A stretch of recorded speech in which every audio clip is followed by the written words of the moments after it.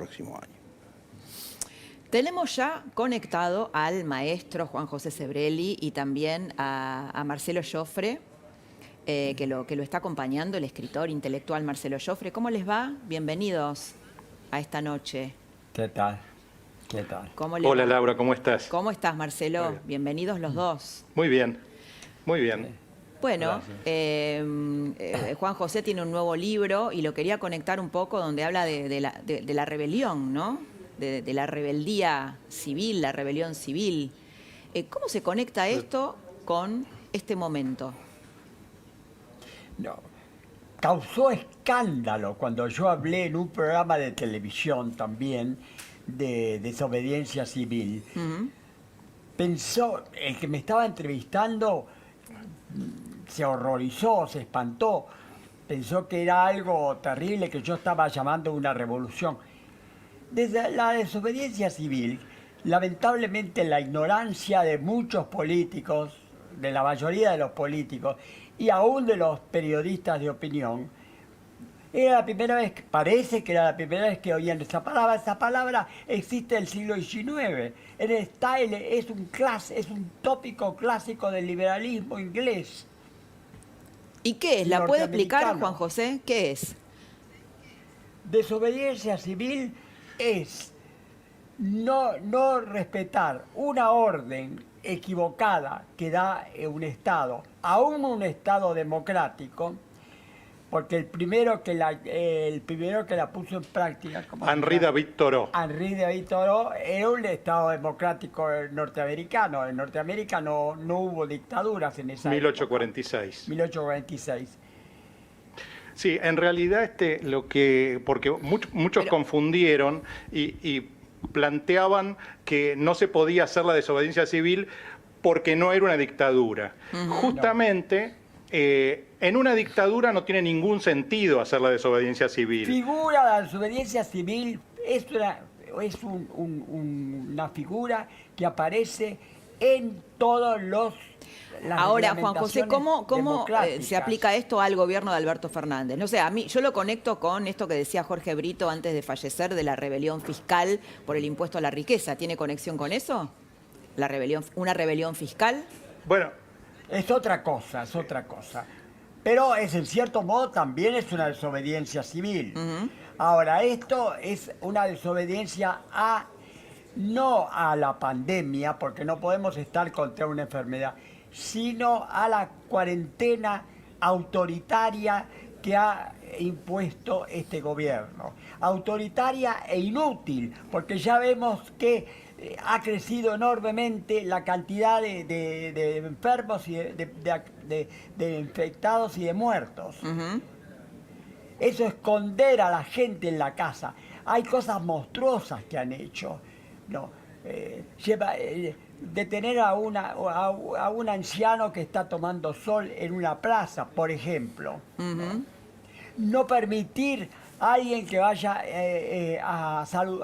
a morirse junto a su familiar, porque no se lo permiten.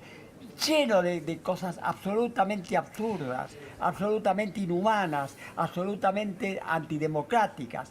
Contra eso está la desobediencia civil. Ahora, hablando de desobediencia o de ser políticamente incorrecto, bueno, estamos todos fascinados, muchos por lo menos, a mí me encantó, recién lo comentaba también Luis Majul, la extraordinaria columna que hiciste de Diego Maradona y que publicaste en La Nación esta semana y que te animaste a decir, como siempre, lo que mucha gente piensa, una gran parte de la sociedad piensa, pero tiene miedo de decir. ¿Qué repercusiones tuviste? La columna es muy crítica sobre Maradona, no sé si quieres contar algo. Bueno, sí, por supuesto, montones de maldiciones, cantidad de maldiciones, porque lamentablemente Maradona forma parte de la cultura populista que predomina en la Argentina. Eso es un elemento fundamental. Bueno, yo creo que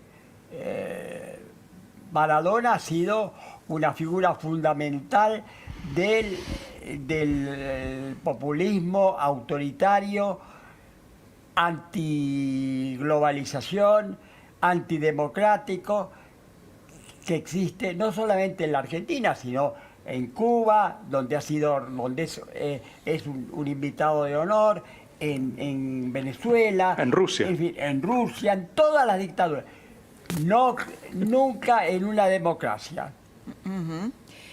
Así que creo que es un personaje nefasto, cualquiera sea sus valores que tenga como jugador. Te va a hacer una pregunta Jorge, Además, Jorge Liotti, Juan José. Te va a preguntar Jorge Liotti. ¿Qué tal, Sebrelli? ¿Cómo le va? ¿Qué tal? Lo que me interesaba ver, usted ha sido un crítico desde el origen del actual gobierno, Sí. ¿cómo se imagina la evolución de la coalición gobernante de cara a las elecciones del año que viene? Y en todo caso, si usted ve una continuidad del oficialismo actual o si ve una posibilidad de regreso de la oposición de Juntos por el Cambio en cualquiera de sus versiones. No, eso sería una profecía, una predicción. Yo creo que en política no se puede hacer ninguna predicción porque lo inesperado está siempre esperándonos. Y menos aún en el mundo actual, donde todo es tan inestable, y menos aún que el mundo en la Argentina, donde la incertidumbre es total, donde tenemos un presidente, por ejemplo, que se contradice en una misma frase. Dice una frase, hace un respiro, la primera parte de una frase dice una cosa y la segunda parte de la frase dice todo lo contrario. Es decir, que es imposible. Nunca se ha llegado a un grado tal de anarquía y de caos. Te va a hacer una pregunta, Juan José, el profesor Osona, el profesor Jorge Osona. ¿Qué tal, Juan José? ¿Cómo Hola, está? ¿qué tal? Qué gusto verlo. ¿Qué tal? Una Igualmente. pregunta acerca de cómo usted ve de cara a los próximos 3 años la evolución de este esquema de poder, porque verdaderamente, viendo lo que ocurrió durante el último año, es difícil imaginar un desenlace feliz o algún tipo de desenlace tranquilo, ¿no? De todo Un este desenlace proceso. feliz, decididamente no. Ahora, ¿cuál va a ser el desenlace? Vuelvo a repetir, es imposible de saberlo.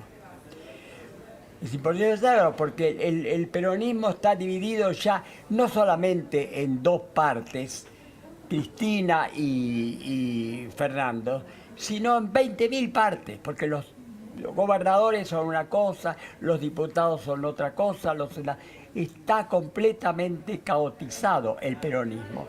Y el peronismo justamente, si existió y duró tantos años, es por dos cosas. Por la unidad absoluta bajo un líder carismático.